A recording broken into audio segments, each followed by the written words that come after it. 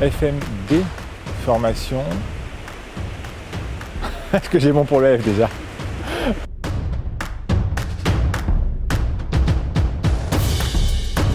Les FMD, en fait, on a commencé à en faire suite à une formation qui nous a été proposée par Vivea sur le sujet. On s'est rendu compte à cette occasion qu'il était complètement possible d'organiser des temps de formation à distance avec nos maraîchers et maraîchères assis derrière leur PC. Le distanciel, ça marchait plutôt bien. Les maraîchers étaient contents de pouvoir en faire. On apprécie d'avoir à la fois des temps en présentiel pour tout le côté social que ça apporte, que les stagiaires se rencontrent entre eux, pour l'aspect pédagogique bien sûr. Généralement, il y a toujours un temps de latence dans ces formations et c'est un gros avantage entre le présentiel et le distanciel. Et on apprécie d'avoir des moments en distanciel pour pouvoir faire des formations un peu plus longues que ce qu'on pourrait sinon. Ça permettait de laisser mariner un peu les idées et d'y repenser et donc de faire le parallèle, nous, entre-temps, avec la réalité de notre exploitation par rapport à la réalité de la formation. Principalement des FMD qui incluent des temps de classe virtuelle. Chaque stagiaire va être chez lui en visioconférence à suivre cette formation.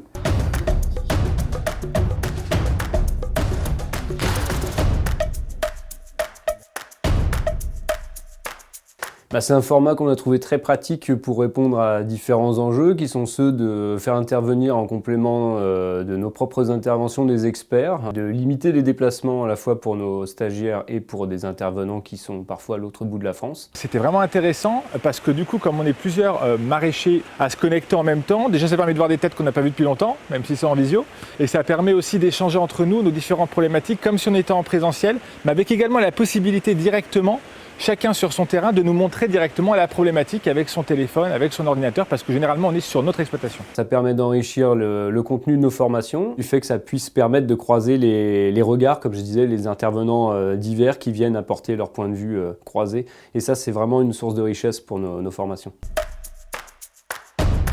La classe virtuelle, en fonction du sujet en question, je ne vais pas la suivre de la même façon.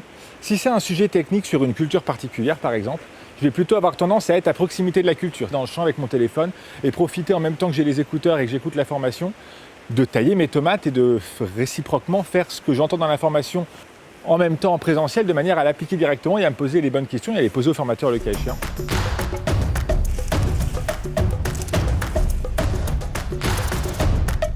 Alors que quand c'est plutôt un sujet généraliste, sur lequel j'ai besoin des fois d'informations, de données, de data par exemple, de ce que j'ai pu produire, de ce que j'ai pu vendre, là j'ai plutôt tendance à me poser chez moi autour d'un ordinateur accompagné d'un bon café.